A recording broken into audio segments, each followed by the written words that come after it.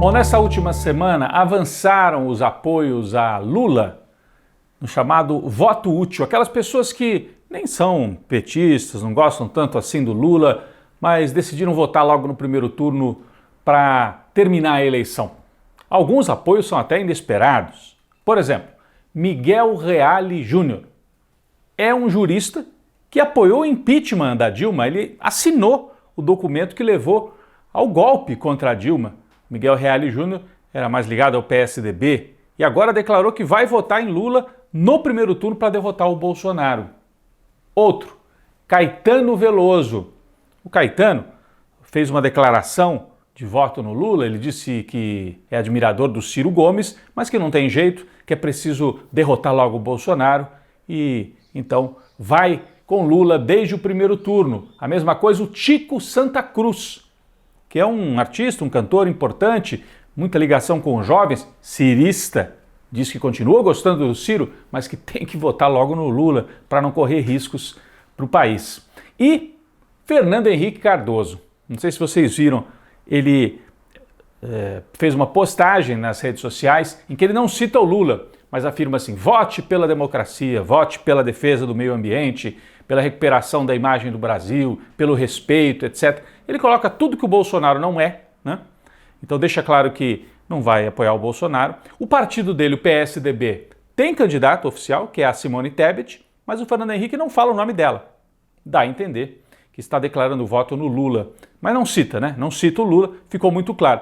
E isso foi reforçado porque um dia antes o diretor da Fundação Fernando Henrique Cardoso, o Sérgio Fausto, que é um cientista político muito ligado ao Fernando Henrique, esse sim declarou voto abertamente no Lula. Então é uma revoada, né, dos tucanos, ex-tucanos, em direção a Lula logo no primeiro turno. O ex-presidente petista também conseguiu apoio de oito ex-presidenciáveis.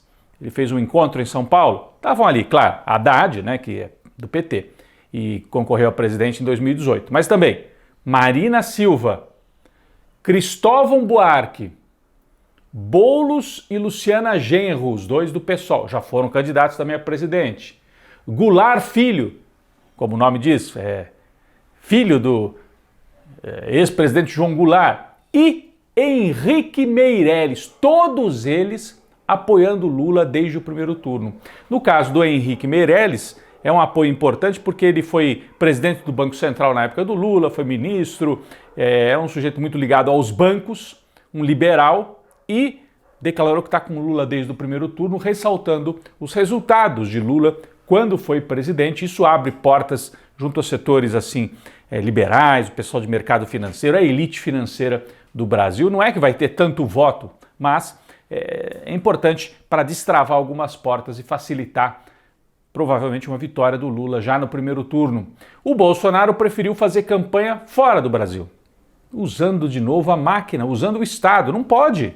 Mas ele foi a Londres para o enterro da rainha, fez discurso na Embaixada do Brasil, que pertence ao povo, ao Estado brasileiro, não deveria ser usada como local de campanha.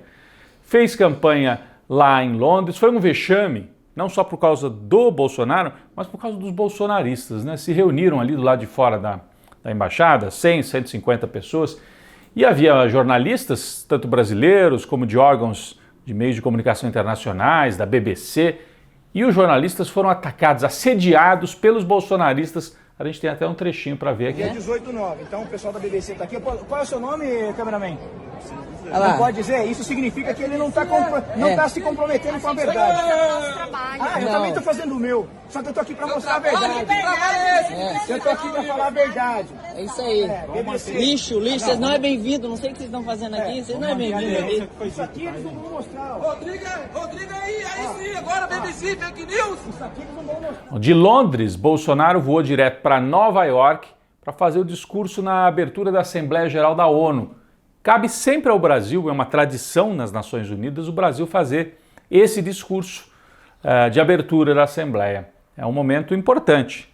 Só que o Bolsonaro fez o país passar vergonha de novo. Ele usou a tribuna da ONU como se fosse o cercadinho, sabe lá onde ele faz aquela conversa com os apoiadores dele lá em Brasília? Parecia o cercadinho de Brasília. E aí fez campanha eleitoral no discurso da ONU, atacou o Lula, contou algumas mentiras sobre a pandemia, disse que o país tratou, o Estado, o governo tratou muito bem os brasileiros durante a pandemia. A gente sabe como é que foi, né? Demorou para fazer vacina, demorou para fazer o auxílio emergencial, o Congresso teve que forçar, senão ele não fazia. Enfim, foi um vexame e terminou com uma fala assim que lembra os fascistas, a extrema-direita, aquela coisa de Deus, pátria, família. É um slogan da extrema-direita que era usado na Itália, em Portugal, na época do fascismo. A imprensa internacional fez pesadas críticas ao Bolsonaro, o New York Times, por exemplo, né, ressaltando que ele usou a tribuna da ONU para fazer campanha eleitoral. E também houve projeções em prédios lá de Nova York, até no prédio da ONU. Aí aparece o Bolsonaro, vergonha, shame, né? Em inglês, vergonha internacional, e mentiroso também nestas projeções. O Departamento de Estado, lá dos Estados Unidos, curiosamente, nesta semana, pediu uma reunião com Lula em São Paulo, como que reconhecendo que Lula é favorito e os Estados Unidos querem conversar logo com Lula para saber quais são as expectativas para um possível governo. Não ganhou, né? Não ganhou nada, mas é uma sinalização de que os Estados Unidos reconhecem o favoritismo.